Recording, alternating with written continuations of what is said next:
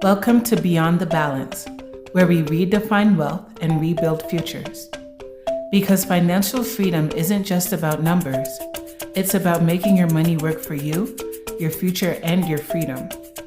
We're here to talk about wealth, growth, and the stories that prove you don't need a perfect balance to make a perfect comeback. All right, today I have the absolute honor of sitting down with someone who truly embodies what it means to lead with excellence, heart, and hustle. Renee Hastings is a dynamic entrepreneur, CEO of Executive Help Now, podcast host of Renee Speaks, and an unstoppable force in the world of business support and personal development. She's on a mission to help busy professionals reclaim their time and their peace, all while encouraging women to lead boldly in business and in life. Renee is proof that you don't have to choose between building a thriving business and living a full, meaningful life. She's here to share her story, her wisdom, and let's be honest, probably some serious fire to light up her dreams. Renee, welcome to the show. Thank you, Kyla. Thank you so much. I'm happy to be here. I'm so excited to have you on the show. I know your business and your journey is unique. So before we dive into any question, I'd love to know more about your unique journey. Well, thank you so much for the opportunity to share. I love my journey.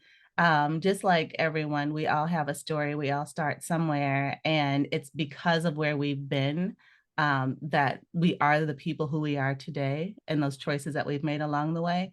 So my story actually began with my grandfather. My grandfather was a sharecropper from the South, and he moved his large family from the South to an Amish community in Wisconsin. Now, Carla, as you can imagine, moving a family that looks like us, we are Black for those that are listening on audio, moving us into the middle of the Midwest to farmland. We were the only people who looked like us where we were, because not only was it just we were farmers, but we lived, the majority of the people around us were Amish. And so they lived that Amish lifestyle. So, and where we lived, there were more horse and buggies than there were cars. Yeah. So it was quite interesting, but it was because of that, because we were the onlys, that we all had to represent the family well. We had to be people of our word. We had to have a strong work ethic. And that's what my grandfather instilled in us from the time we could walk and talk. And from the time we could pull weeds, we were out in the fields every summer. We planted mint. And so every year we would, work in the fields, planting the mint in a muck field. Most people probably don't know what that is, but then transplanting it once it got strong, the seedlings got stronger into a larger field where they could grow and thrive. And then at the end of the year, at the summer, harvesting all of our mint and selling the oils of the mint to a candy company. Wow. And that is how my grandfather took care of the family year after year after year. So fast forward a few years, my mom moved us from the farm to, she moved us a lot, actually. I went to a different school every year from the time I was very small all the way to high school. But when she moved us to Madison, Wisconsin, they had a summer youth employment program that helped kids identify their skills. They provided them opportunities to identify their skills that came naturally to them, and helped to develop employable skills within them from the time they were young, and put a little money in their pocket. And since my mother was a single mom, I was all about getting money in my pocket. Of course, industrial, yeah. Yes. And so it was from then that I was 12 years old when the first year that I went, and they placed me at this organization called the Madison Urban League. And the Madison Urban League needed a library. So they took me into this room filled with books from the floor to the ceiling, uncategorized, piles and piles and piles of books. And my job by the end of summer was to organize all those books, label them, make it so people could find them, and make this room take it from a cluttered mess to something organized and beautiful. So it was that time that I discovered the idea of categories and subcategories and subcategories and so on. And so at the end of that summer, all of those books were very neatly organized and all had their categories and their subcategories and their subcategories. And as you can probably imagine, this later translated into electronic file organization. And so I discovered I had a knack for that, and it really came easily for me to make things easy for people to find. The next year, I was placed at a company called Norrell Temporary Services. I'm not even sure if they exist still today, but the owner of this franchise was a Black woman. Wow. And when she had people come into her office, they were looking for work. And my job was to hand them their applications and with the pens on the clipboard and tell them what to do and give it back to me so I could type in their information into the computer. And it was so the strangest thing, Kyla, because with the clickety clack of all the keys in my mind, I'm thinking somebody's life is changing. Somebody's going to get a job because I'm clickety clacking on this keyboard, and they're going to get a job and they're going to be able to take care of their families, and they're going to be able to thrive because of what I'm doing on this keyboard. And I made an inner vow right then. I'm going to own an office one day, or I'm going to run an office one day, or I'm going to own a business. I made some kind of inner vow that said, this is now going to be my story. I was 13 years old. And so it was from then that I decided to take all the business classes in school, the typing, shorthand, dictation. I'm totally dating myself because people don't do this anymore. All the all the marketing classes, the DECA, all the things. I was so heavily involved in that because I just had such a passion for it. And it just seemed to come naturally for me. So fast forward. So that's the beginning of my journey. Um, Fast forward to 16 now. I'm 16 years old and I'm ready to graduate from high school at 16. Wow. But I was also a mom. I had Mhm. become pregnant during the school year and I graduated from high school at 16 with a 1-month-old son. Wow. That's So amazing. I had to decide, what am I going to do? I wanted to go to college. I had all these aspirations and dreams. And my mom said to me, just because you've had a child doesn't mean that your life is over. You can still become what you want to become. But right now, you have to figure out a way to take care of him. And so I went straight to work. And because I've now had 3 years of experience with my clerical experience and all of these things I was doing during the summer, I was able to get a very good job right out of high school at 16, working for the state of Wisconsin, Mm. making very good money, like grown-ups. So, and because, I still was a child and but working in very adult environments, taking care of very adult things, handling very adult situations at a very young age. But again, it is those choices and those decisions that form the foundation of who I am today and what led me or kept me on the journey of being a hard worker, being a Yeah. person of my word, being someone you can count on. And so all of this experience eventually led to me supporting executives who ran Fortune 100 companies or Fortune 500 companies, being their right hand, supporting them, anticipating their needs, being there for them to, their sounding board even sometimes, because executives on that level don't have a lot of people they can talk to. Right. But they can always talk to their assistant and know that whatever they tell their assistant, it stays there. We're like Fort Knox. Nobody's getting it. Nobody's going to get any information out of us because that's part of the job. That's who we are. We are their confidants. And I really took a lot of pride in that.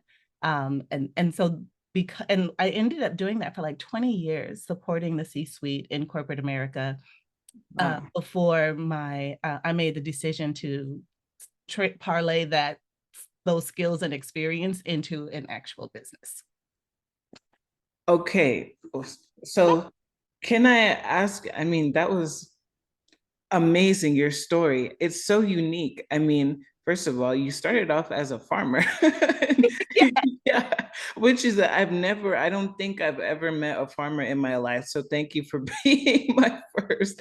Um, those foundations that your grandfather built up in you guys, I mean, you can see it consistently in your story. That's amazing. And so when you decided to create your own business, what did that look like for you and what challenges did you face? So it's so funny because you know how they say some people see things in you before you see things in you. Yeah. And that was exactly my situation.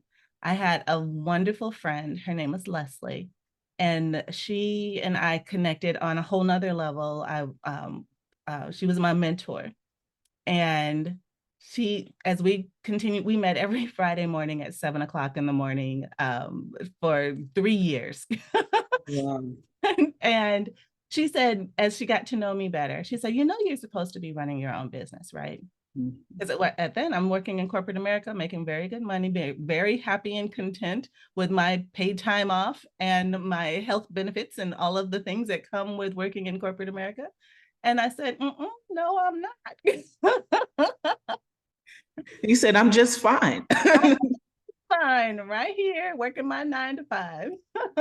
I would and be too. but then all it takes is for one seed to get planted, Yeah. right?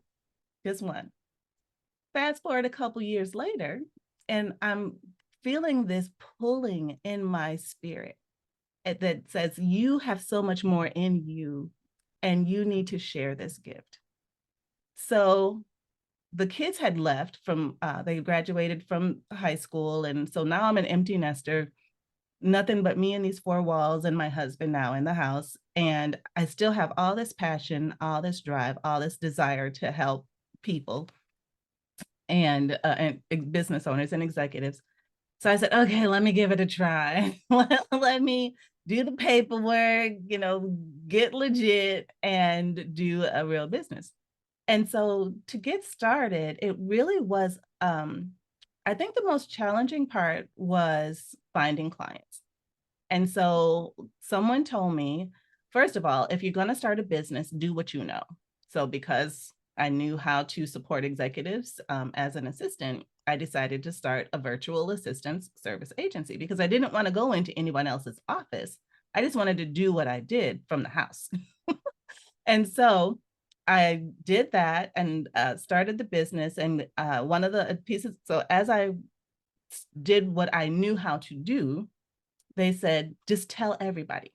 Tell everybody what you're doing. Tell all your friends, tell all your family, post it on social media, what it is you're doing, and tell them you're looking for clients. And so I did that, and clients started to come. And I also, at the same time, was a leader of a small group Bible study that was online for my church. One day I was meeting with one of the very first member of the online group, and her name was April, and she lived in Chicago, but she used to be a member of my church in Atlanta, and she wanted to stay connected. So this was a perfect opportunity for us. So we were getting to know each other, and I said to her, asked her what she did, and she said that she works for this nonprofit organization that helps Black and Brown kids gain entry into Fortune 100 and 500 companies through paid internships, and they train them so that they qualify to stand out above all the other interns um, through these programs. And I said, oh, that's got to be the best job ever. And because, I'm all about growth and development. Yeah. And so then she asked me what I did. I said, well, I own a virtual assistant service, and I provide virtual administrative support to business owners. She goes, what? And she goes, my boss needs an assistant. He hasn't had one for over a year, and you can tell. So I was like, well, hook us up. Yeah, hook us up. And so she ended up hooking us up, and my life has never been the same. Wow. So that so when you ask what was the most challenging about it, the most challenging part of that whole experience was getting the word out, getting new clients, letting people know who I am and what I do, um, and and and having that mean something. Yeah, of course. And so you said that having that opportunity with the nonprofit business owner changed your life. Can I ask then what happened to kind of make things much better for you? So what happened was the president and CEO of that organization basically took me under his wing as a business owner. Nice. Because he had so many years of experience in sales and marketing and running businesses and that sort of thing. And he could kind of tell I was new in this whole business space. And so he gave me great advice. He said, make sure you check in with your executive, and after each call, make sure that you send notes to recap what you talked about. And he had just little tidbits of things that could make things, even though we already had a good company, things that make it better, processes and systems that we can put in place, that are repeatable, that we could use to scale if we wanted to, and which he eventually said, your business is about to blow up because I'm about to tell everybody about you and what you Right. do. And he did. And it did. That's amazing. Yeah. Okay, so let me see, because I know that you said you've been doing, how long have you been doing this business for? 10 years. For 10 years. And so I'm sure you've had the opportunity to mentor and get in the space with new entrepreneurs. And I'm wondering, what are some common mistakes that you've seen entrepreneurs make when they're first starting out and they don't know necessarily what to do? So I think one of the common mistakes that new business owners make is trying to do everything themselves. Mm, One of the quickest ways to, number one, burn out and start producing very low quality type of things is by trying to do everything yourself. That's the quickest way also to keep from being able to scale. Because if you're doing everything, how are you going to take on new business? How are you going to bring on new clients? You can't, because you're doing it all, trying okay. to do it all. And in the midst of all of that, you're losing sleep, you're being more irritable because you have your job, your business is now becoming a job, which you don't want it to be, which you didn't want it to be. Your family is not seeing you as much. They're having fits because you're not around like you used to be. And so there's all these things, that these negative things that happen when you try to be the one doing everything yourself. So what I would recommend instead is that you consider delegating work early, even if it takes a few dollars out of your budget for you to be able to take on somebody for 10 hours a month. Start somewhere, set that money aside so that that can be your first investment, is an assistant to help you take all these administrative things off of your plate, take all of help you think through projects or strategies or whatever, systems that need to get in place. Let them do those things because that's what they're really good at. And that will free you to work some decent hours and to have mental space and capacity to be creative, innovative, uh, cast vision, think clearly, all of those things. Okay. So, and I love that you said that because you're the only person that I've spoken to that has said that. And of course, you have a different perspective because you've been in the executive assistance space. And so, from your personal experience, what have you seen in people who have taken the leap to delegate early? Success. Okay. I've seen people who are well balanced. Okay. They have more work-life balance because they have someone that they can hand things off to. When you have someone that you can hand things off to, someone who can, take these things that are very time consuming for you, probably because you're not an expert at it, you don't like doing it, so you procrastinate till the last minute, and then you're rushing and then probably making mistakes. That does not have to be your story. Give it away. Yeah. Delegate it. The thing too is, one of the things I discovered when I first had to delegate is delegating can be scary. Yeah. Delegating is something that doesn't come easily for a lot of people. So I strongly encourage new business owners or people who are just getting started to figure out within themselves what keeps them from being able to hand something off. Okay. And then getting to the root of that, working through it, getting healed, whatever it takes, fix it, because you have to delegate in order to be successful.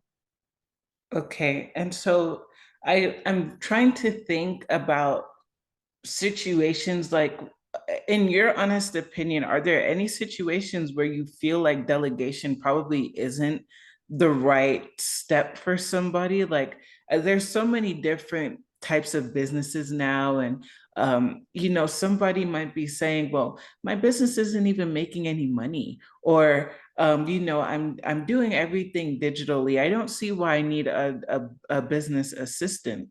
What would you say to those people who are maybe doubting their situation or saying, I really don't need that? So I would say if you're really not making any money, it's probably because you don't have an assistant. Okay. Okay, get assistance then. I say that kind of jokingly, but it's true. When you bring on an assistant, it frees you up to do more of the money making activities. And Okay. so the more time you have to focus on the money making activities, the less time you're spending doing these things that you shouldn't be doing.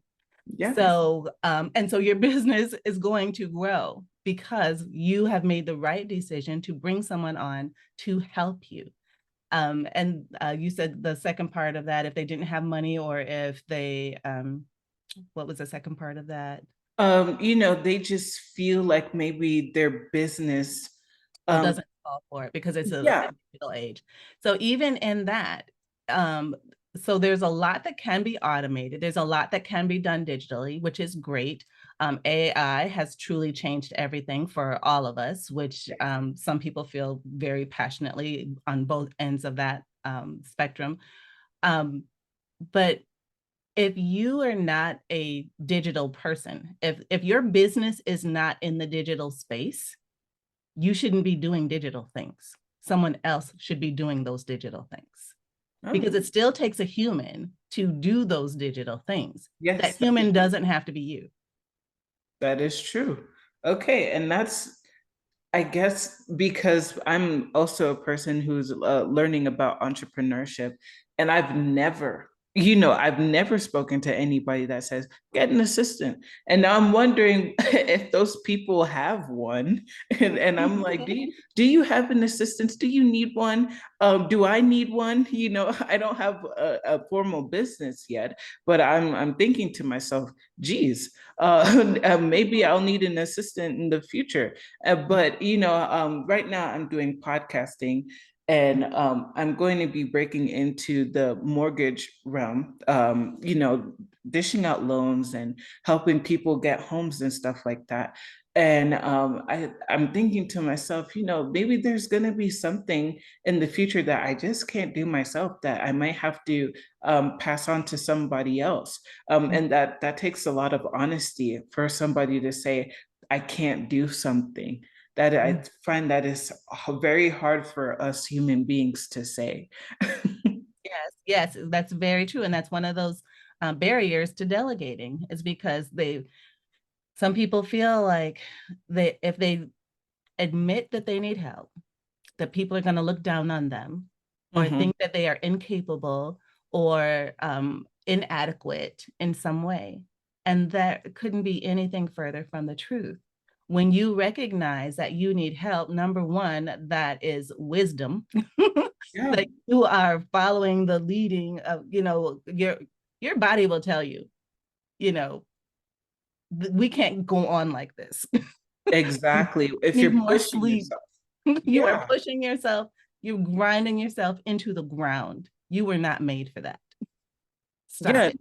No, and, to me, it seems like it's really a power move to It be able absolutely is.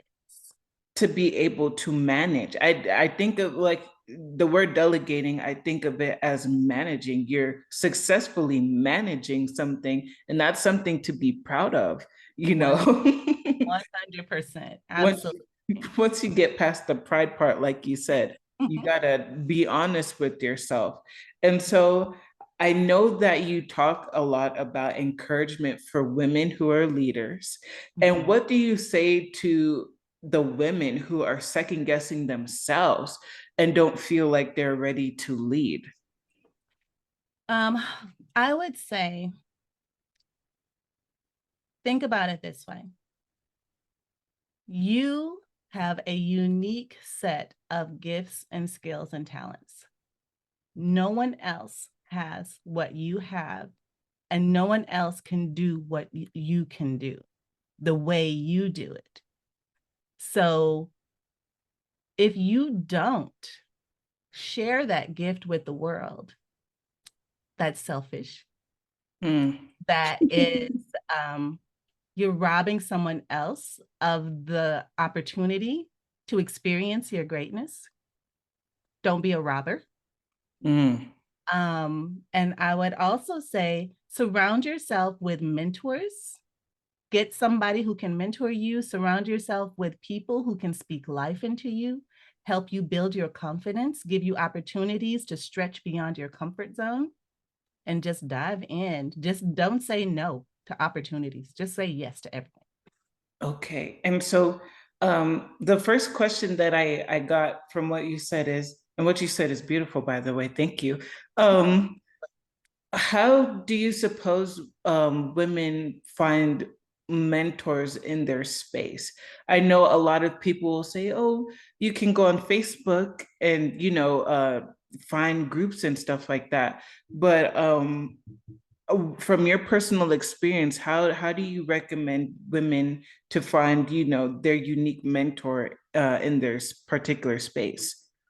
So I would say there are several different ways to surround yourself with the people who are like-minded. In their space, there are different things you can do there as well. So like-minded individuals typically are associated with the Small Business Administration. Okay. The Small Business Administration has tons of classes on site and in person and online where you can develop some relationships and develop community. There's also local chambers of commerce that you can get involved in. They have, usually some breakfast meetings or something where people are networking and talking about business or different things that are going on in the community.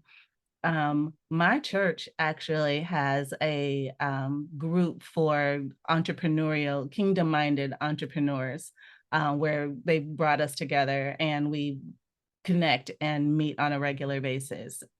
So there are different places where you can go to get surrounded by people who are building businesses or have built businesses.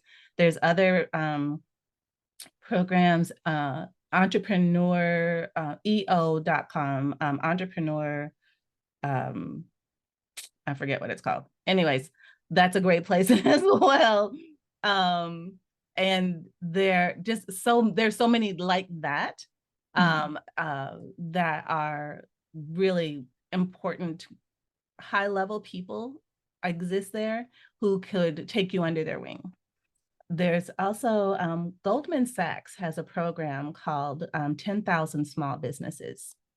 Really? And they have a program that you can become a part of and become part of a cohort of small business owners who are learning the basics of running their business to make sure that they have a successful business by the end of their program. Oh, So lots and lots and lots of different opportunities out here exist for surrounding yourself with like-minded people, and you don't know who's in what industry.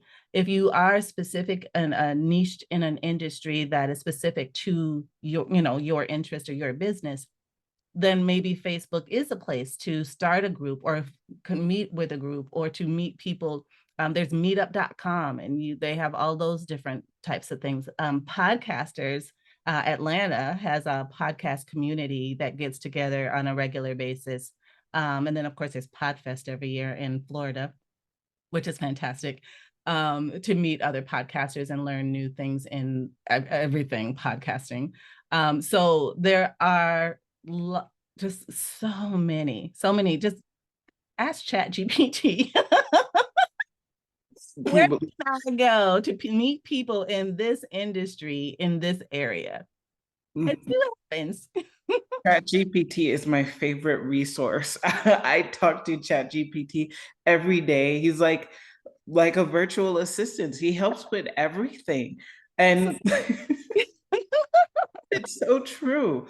And being that you say that, I wanted to ask about how AI fits into your space and your business. How are you kind of balancing being an entrepreneur and working alongside the boom that AI is bringing to the digital world? Well, AI is evolving, and whether or not we like it is irrelevant because it is here. It is here to stay, and it's taking over fast. Yes, it is. So we need to stay in front of it, or at least be a part of the journey, and just come to grips with the fact that this is a thing, and it's going to get bigger. Like where we are now is the worst it's going to be. Mm-hmm. It's only going to get better from here. So what I would suggest, or what I do with artificial intelligence, what we do as a business, is we use it to our advantage. So there's prompts that can be put into different AIs for just depending on whatever the need is. Once you learn how to master those prompts to get back what it is you're looking for, it helps you become more productive. It helps you become more valuable, more useful, because now I don't know, I'm saying that in air quotes, I don't know should no longer be in anybody's vocabulary. Right, exactly. Because there's no excuse for you not to know, because AI is here. Well, we had Google, which was good. But now we've got all these other AIs that even give you the source of their information that they're spitting back out at you, so you can verify for yourself where the source of this information, that it is legit or not, those sorts of things. So it's we love AI.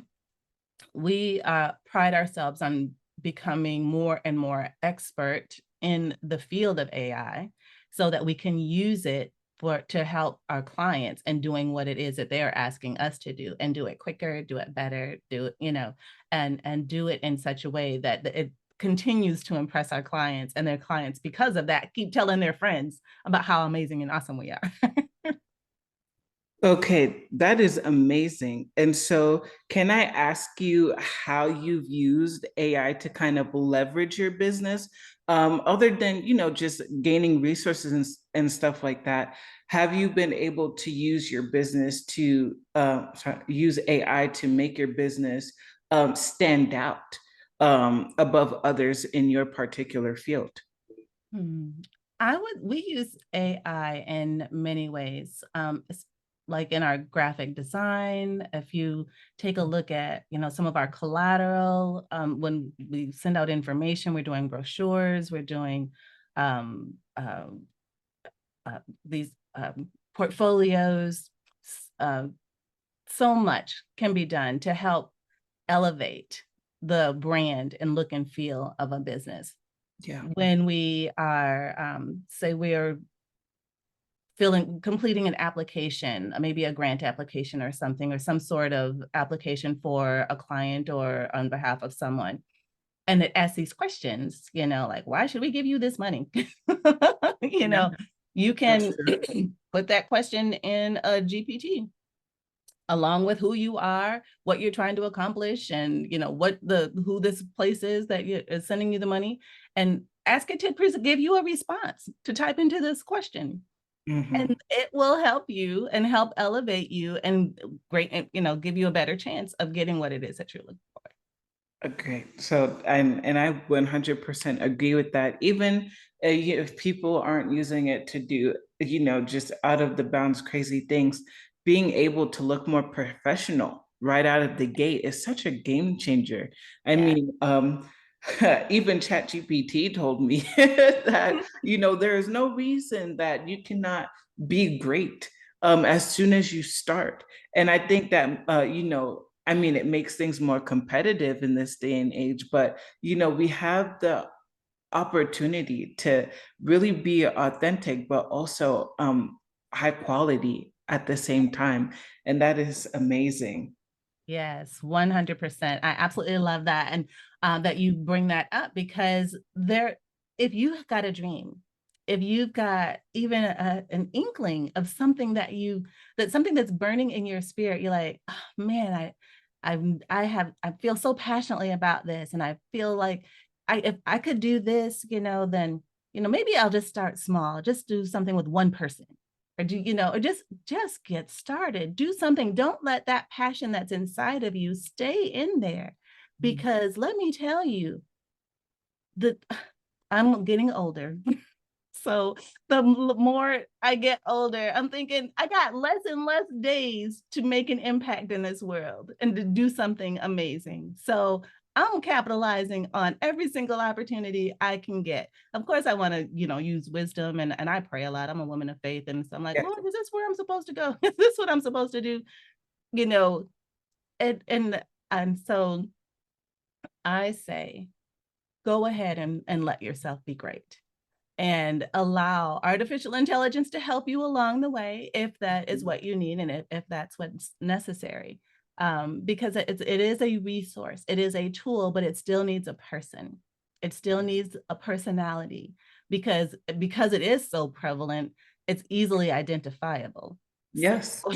if you put something out there and it's all these words, they're like, they didn't write that. ChatGPT wrote that. Yeah, exactly. You have to put personality behind what you're doing. Right. And, a lot of people will kind of bash using AI and stuff like that. But really, like you said, there's a person behind the computer, and adding your unique touch to it can help people stand out. Like you said, you use an assistant to make things better. Right. To me, it's no different. I mean, not much better than a human, but it really does help to elevate things. And Yes, so, absolutely. I was actually on LinkedIn, because we use LinkedIn a lot. And one lady wrote a very long post. She felt very passionately about something someone had posted. And so her comment was really long. And at the end of it, she goes, in parentheses, this was not written by ChatGPT. I mean, it probably would have taken a lot less minutes if she used ChatGPT, but okay. Very authentic. What she had to say was very Was, heartfelt yes, very and very true to herself and her feelings. Okay. Well, that's good. Was it a good post? it was. It was. I stayed engaged through the whole thing. I was like, Oh, because it good. was long. I was like, wow. Okay. Okay. Good. Well, I haven't thought about it that way, but yeah, yes, you got a point. And so, yes, I was very engaged through this whole very long post. Okay. Well, then she did something right. Good for her. I mean, that's good. Yeah, it's an divide. It's a topic that brings a lot of divide. And I'm on the younger side of the spectrum. And one of the things that I've realized, to your point of this post, is that we have very short attention spans, like way short attention spans. And if you watch YouTube videos or, go to some master class that talks about, how to market yourself, market your business, market this or whatever, they always say, make it short, make it small, don't drag it on, don't say too much, don't, and now I'm like, wow, I think we really limit ourselves and our authenticity and, our creativity by putting ourselves in a tiny little box in space.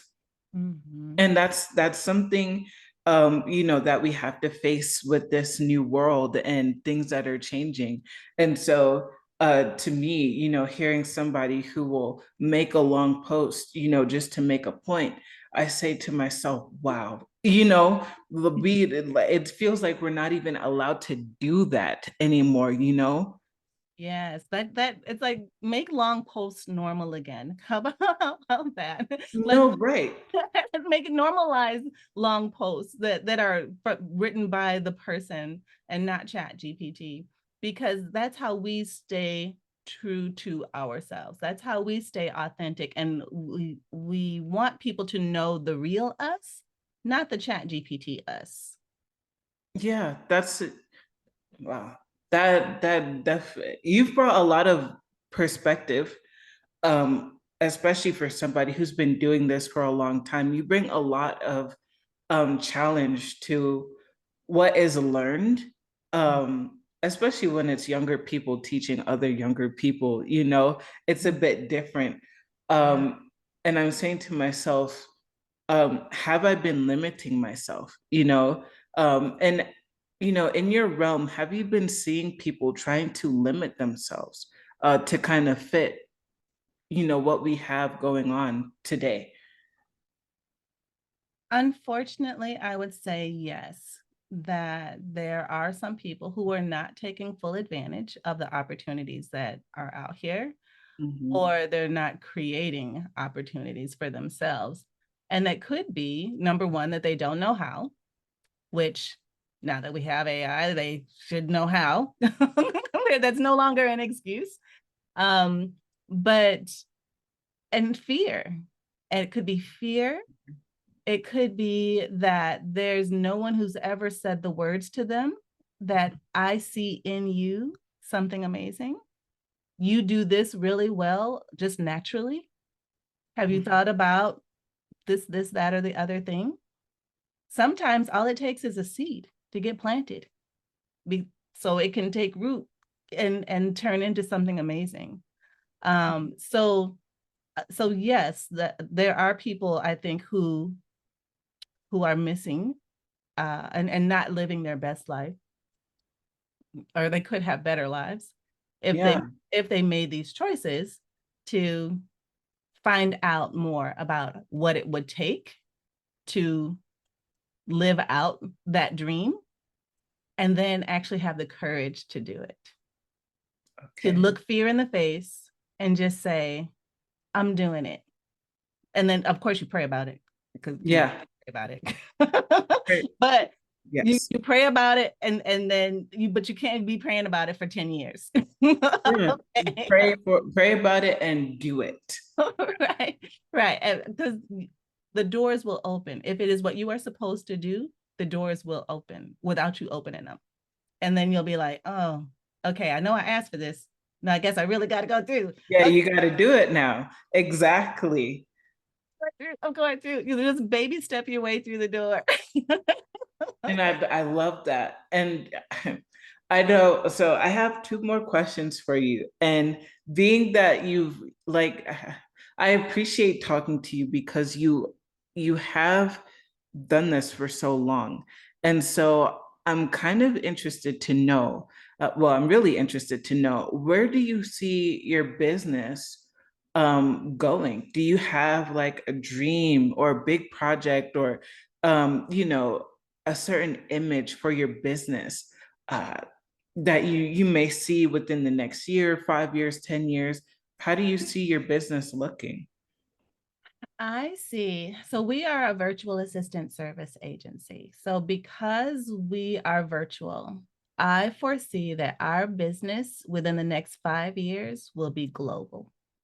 Mm. We're not going to be limited to the United States of America clients. We will have clients all over the world, supporting them in an administrative capacity or producing podcasts for them or doing their social media. Those are our three pillars of business on a worldwide scale.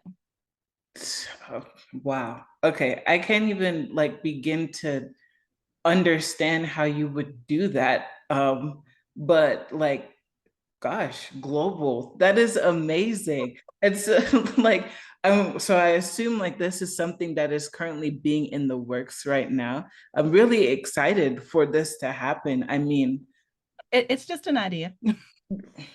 no, that's that is I know it's gonna happen. I mean, but that's an amazing thing. Like I'm like excited, like, you know, global, you know, and there's Yeah. so many countries, and like, oh my gosh, that's exciting. I can just imagine, bilingual people and cross interaction. It just sounds so amazing. It sounds great. Yes. And that's in my spirit. It's like down in here. And I'm pointing to my chest for those on audio. It's in my spirit that that's what we're supposed to do. Yeah. So, and it's like, it keeps me excited. It keeps the butterflies every morning. I'm like, okay, Lord, what do we get to do today? Who do we get to talk Yeah. to? Whose path do I get to cross? Who are you going to introduce me to today? you know, Yeah. to help me get to that place of where that desire is that's in my chest. Because Absolutely. he wouldn't put it there if he didn't have a way to do something about it. So I'm excited. I'm very excited for you. I wasn't expecting that answer, but I'm super duper duper excited for you and your company to get there. Um, Gosh, I would love to leave it there, but I did have my last question. And if you could leave every listener today with one action step to build a life that, has both purpose and prosperity, what would it be? One action step I would say is kick out fear. Look fear in the face, chop it in the neck, Yeah. and just move forward. Do something that every single day that takes you a little bit closer to accomplishing your goal so that you can share your unique gifts, skills, and talents with the world. Don't be a robber. Don't be a robber. Renee, I would like to say thank you so much for your time and your authenticity. I mean, like I said, you've brought a unique perspective to me and my personal life. And I look forward to using your tips and your own experiences to my advantage, and I hope that other people feel called to do the same thing. Yeah, absolutely. Thank you, Kyla. You were made for something great. So Thank go and you. be awesome. Thank you so much. So I look forward to when this comes out. I'm going to stop recording. I will let you know when this will be posted, and I will send you the visuals. And when this is ready to be shared with the world, I will let you know. Awesome. Thank you so much. I appreciate you. This was so fun. Thank you for tuning into today's episode of Beyond the Balance. If this conversation inspired you, be sure to subscribe and share it with someone who needs to hear it.